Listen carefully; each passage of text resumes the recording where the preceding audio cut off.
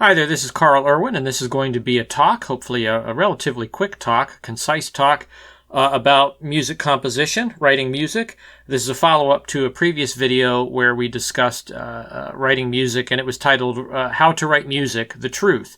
And it's gotten some views and popularity, and people resonated with the things that I was saying, some of the examples that I was providing.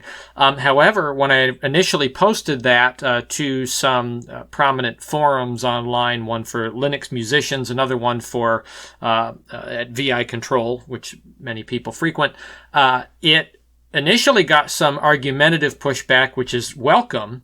But when room there ran out, I essentially got defamed as clickbaiting, right? That I was merely putting up this video with the title that it had, How to Write Music, The Truth, in order to clickbait. But that's not true. That's simply not true. I meant it. This, how to write music, the truth. And the reason why I created the video is because there's so many how to write music sources out there, resources, that really pigeonhole people and say, well, this is the right way to do it. This is how you should do it. You should use these conventions. This is a limited set. Or some of them not at all nefarious. They're categorized.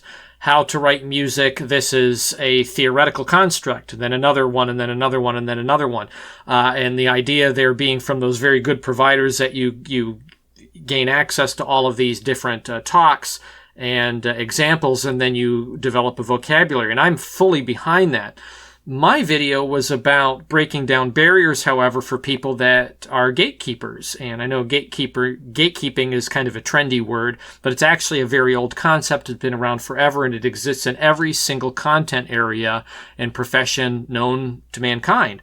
I wanted to deal with gatekeeping as it relates to music writing, music composition. So, this is how I see it. This isn't comprehensive, but this is just breaking down some of the problems and fallacies with the concept of gatekeeping and how you can combat it a little bit, and mostly for your own sake, not to get into arguments with people, as I may be doing here, but mostly for your own sake so that you are compelled to write and not be discouraged from the act of writing because of an appeal to some other authority that maybe isn't worthy, and we'll get into that. So again, no music, just a quick conversation. So music composition, gatekeeping. I see this as being made manifest in a few different ways. One of them is the withholding of information. So I am not anti-academia. I went to music school and studied music composition, and I wouldn't trade that for anything. I was glad that I did. I learned a great deal doing that a long time ago. I've learned more since then, since doing that, and that's kind of what leads me to some of these arguments I'm making here. But there is an academia kind of argument, an elitist argument that appeals to academia, that says that without access to information, one can't authentically be a composer, that this information has a number of hoops it must be jumped through, or hurdles, which we'll look at in the next point here.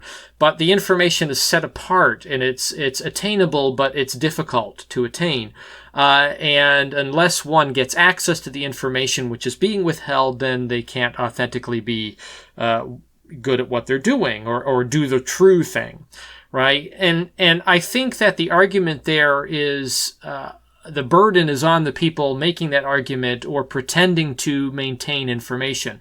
I have another hobby, a very serious side hobby that I'm very involved in, dealing with close-up magic. And it's a funny subculture because it's based on secrets. Right? Talk about gatekeeping. There's a lot of gatekeeping there, and for good reason. But actually, the gatekeeping itself is an illusion about illusion. And there's a very great author in magic. I think this is accredited to a man named Jim Steinmeier, who once said something about all of the secrets of magic are contained in a locked safe hidden away. But when you open the safe, you'll see that it's empty. right? And that is so, I think, very on point. And some magicians take issue with that that sort of characterization of it. But I think it's pretty right. I think it's there. And I think you can apply this to anything, including music. The information's out. The information's out. The idea that it is withheld and that the information must be attained by gaining access or entry through some other kind of requirement or prerequisite is really nonsense. You can get the information about music composition merely by listening to music. Just by being a music lover, you can learn a great deal. So now, is that to say that there isn't information that requires someone to go searching for it? No, that's not my point. If you're going to write a period piece, you need to have the information about the period. Otherwise, you can't truly write a period piece, right? There's information that requires that is required for stylistic composition, in order for it to be as authentic as it can be. That is, I'm not saying anything to the contrary. What I am saying is that none of it need be withheld, and in fact it is not. It's accessible. Okay. Another, I think, part of gatekeeping is the creation of false hurdles, which we've already addressed a little bit.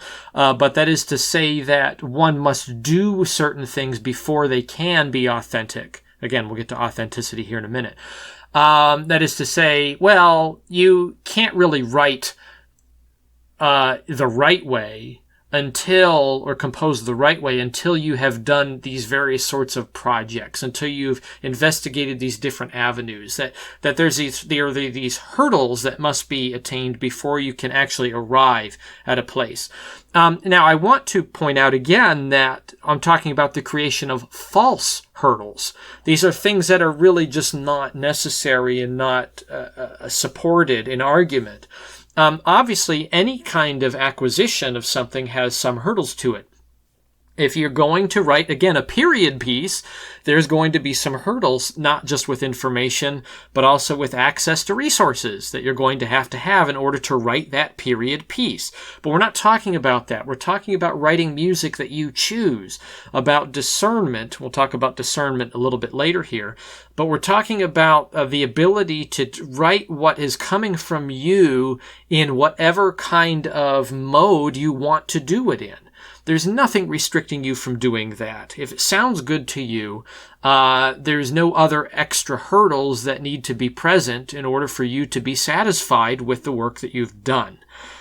So I think that's a second issue. So withholding information, creating false hurdles, and that is my favorite one, which is defining authenticity. I think this is something that happens mostly innocently, but I think it is detrimental.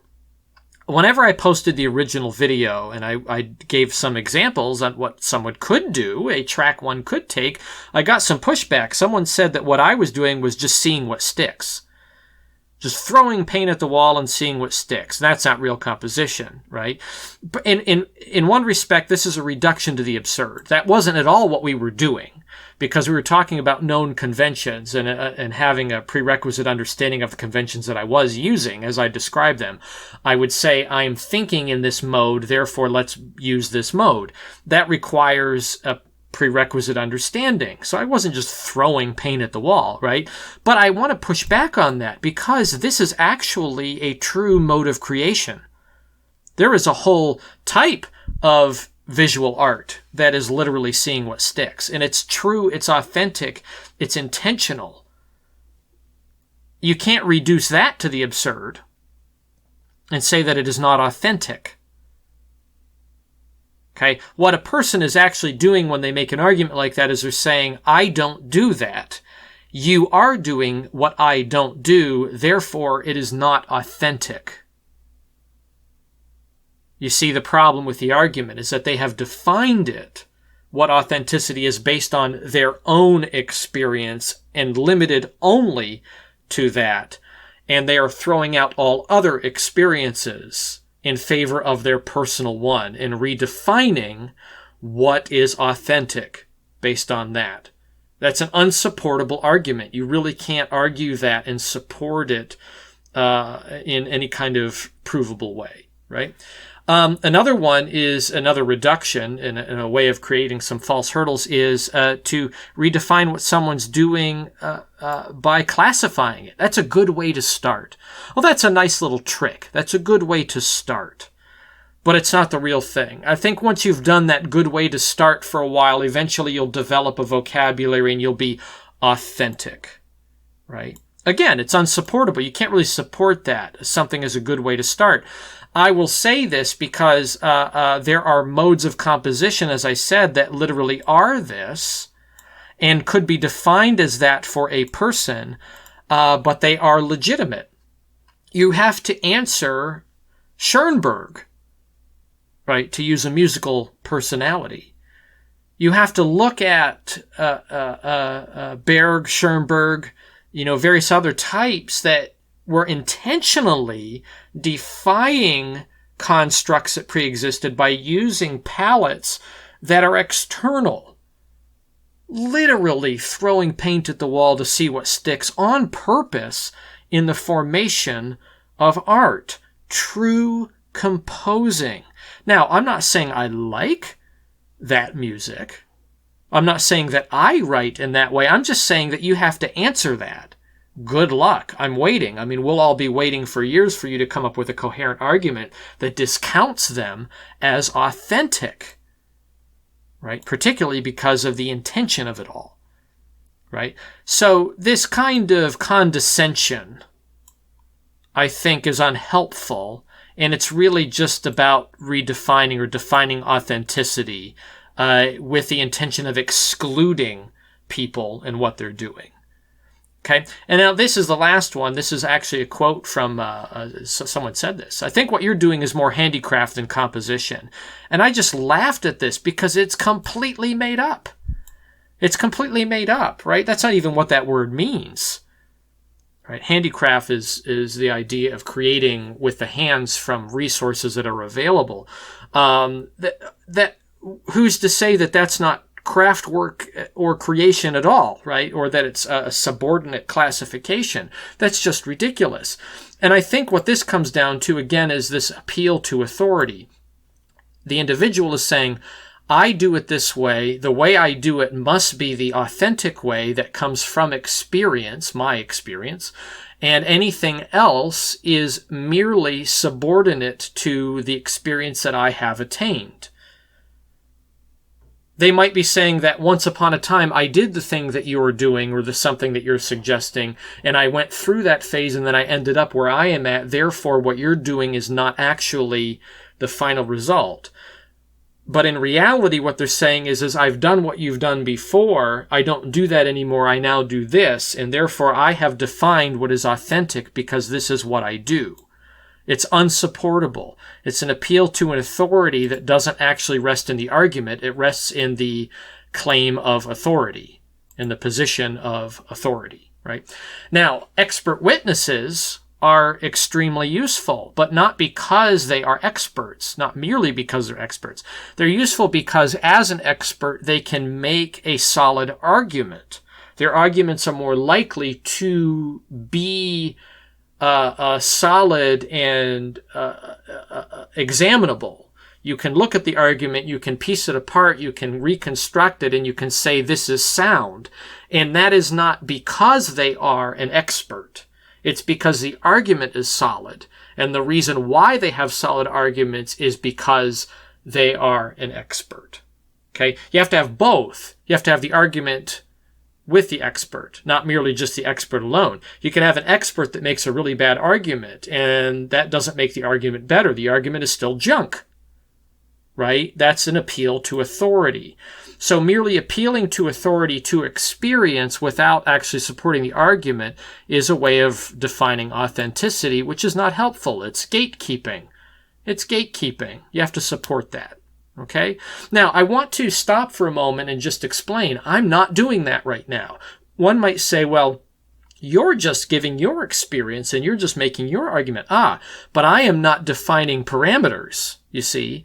I am not saying here is the fence and everything that is true fits inside this fence and things that are untrue fit outside the fence. What I am doing is knocking down the fence. And what I'm saying is that people who make fences have to defend their fences. That's where I'm coming down, right? That's what gatekeeping is. If you're going to put up a fence, you have to explain why it's there and you have to defend its legitimacy. You have to have a coherent argument in order to do it that is not merely based on your personal experience and your definitions. Okay, so how does this happen? Well, let's talk about creation just for a minute and creating something. In order to create something, I contend you need to have information, you need to have resources, you need to have some discernment, among other things. There's other things there, right? But these are kind of big ones that come to my mind. Information. Obviously, if you're going to write, let's go back to the model of a period piece. If you're going to write a period piece, you have to have the information that makes up that period piece. You have to attain that. However, if your creation is going to be more personal, there's less information from outside sources that you need, and the information is generated mostly from you. It's your own experimentation and your own thought process.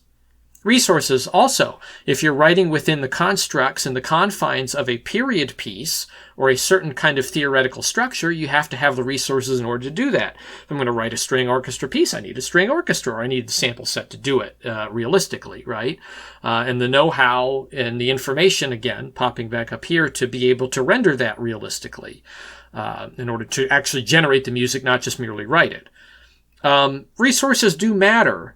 But there need not be a limitation. One can't say, well, you need to have this program in order to do it authentically, when they could have some other kind of program or resource that accomplishes the same thing. You can't, this is what I call the industry standard argument. Well, if you're not using the industry standard tool, then you're not really doing it. That's baloney. If you make the product, you've made the product regardless of what resources you have. Okay, but you need to have some resources, obviously. Discernment. I think this is the real issue. I think when people pigeonhole other people in their authenticity, I think what they're really appealing to is their own concept of discernment. I think discernment needs to have thoughtfulness, but I don't think it's very easy for one person to define someone else's thoughtfulness. I think that's a personal issue. You got to kind of think about to yourself, is what I'm doing thoughtful? Have I been discerning about this? Have I made decisions? Right? I don't know about the quality of your decisions. That's up to you. But are you making decisions? Are you being thoughtful? I think it matters, right?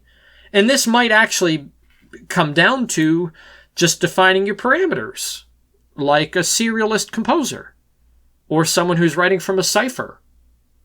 Certainly in film music, right? There's thoughtfulness always involved in film music, and it's coming from the director. It's coming from external sources.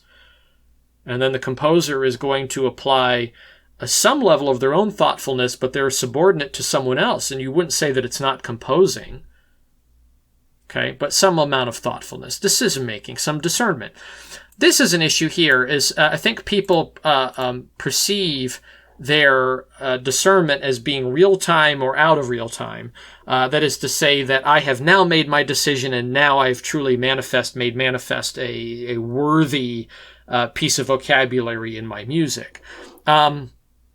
First of all, I don't think that's real time. I think that there are people that will spend weeks and weeks and weeks thinking about what they want to do before they commit to it. They're actually going through the process of thoughtful discernment.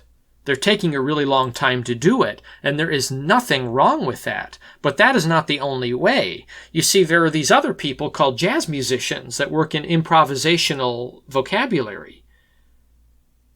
And the problem with dealing with them in this argument is that they're doing it in real time, and much more real time, and they're making masterworks, and many of them are illiterate. Their vocabulary is vernacular only. They're not necessarily able to read what they're doing, right? Even though they can speak it with great fluency.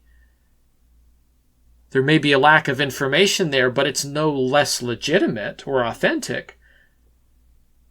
There are all kinds of composers that are discerning, and they discern in different ways. And here's the last thing. Internal versus external reference. Using vocabulary or sets that are apart from the person. They may not be memorized, they may be charted out. They may not be internalized. That doesn't remove the concept of thoughtfulness and discernment, however, because there's still decision making. The person who is making decisions based on external reference is no different with respect to the act of discernment than someone who's doing it internally. The only difference is that their sources are in a different place. But the discernment is identical. It is identical. Right? You think about someone like a lawyer. Obviously, someone who is a good lawyer will internalize much of the law. But it doesn't change the fact, it doesn't alter the fact that some really excellent lawyers have to go to the books. They have to check on the volumes, they have to research, they have to find externally that information, things that may be the unknown until they know it, in order to make their case. The issue is not in where the references are internally versus externally. The issue is whether or not their discernment is of a quality. And it's hard to define when it comes to artistic creation. Okay? These are the things you need. Information, you need some resources, and you're going to have to make some decisions. But ultimately, this is really wide open. This stuff is not strictly defined in a tight little area with a fence around it and someone holding the keys. This is wide open. It's wide open.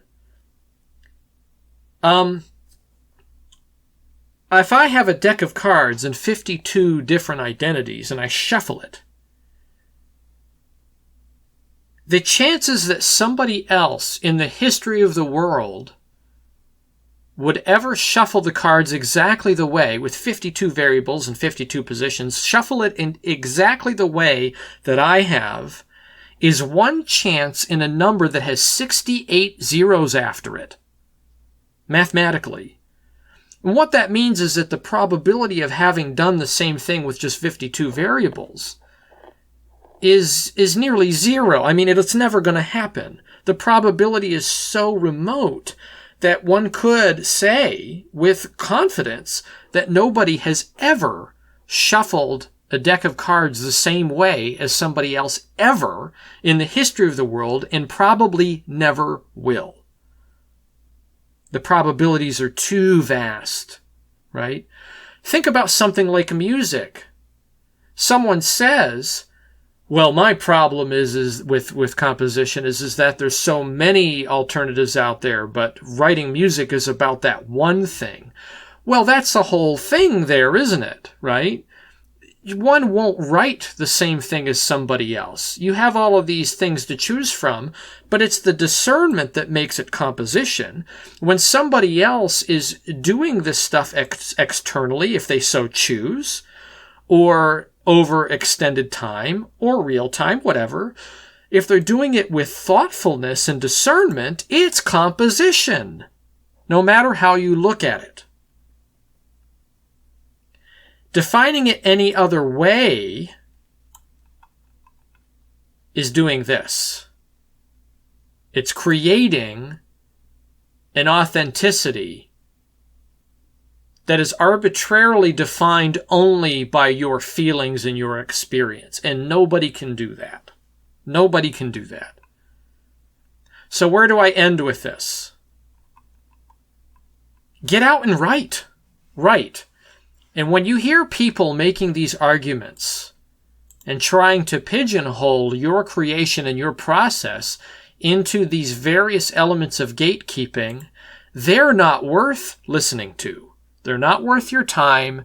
They're not worth listening to. They don't have anything valuable to say until they can give up on their gatekeeping. Once they give up on their gatekeeping, then their opinions might be worthy. Right? So what does this look like if I'm not going to be a gatekeeper? The way that I think a person who's not a gatekeeper would phrase their responses. That's fascinating. I find that for me, I do it this way. Or they say, I find that for me, I'm personally not composing to my satisfaction unless I am doing it this way. That's really the legitimate way to respond with one's personal experience, I think. I think that's the only defensible way to do it. The only way that one can do it without practicing gatekeeping. So, there it is. Good luck with this information. Happy composing, and I really mean it. Get out there and write some music. Write some music by whatever means you so choose. Make decisions. Use the information you have. Use the resources you have. Use your best judgment. Be discerning and write something that is uniquely you, using whatever tools you want to in whatever way that you want to, and be content with it. Good luck. Happy composing.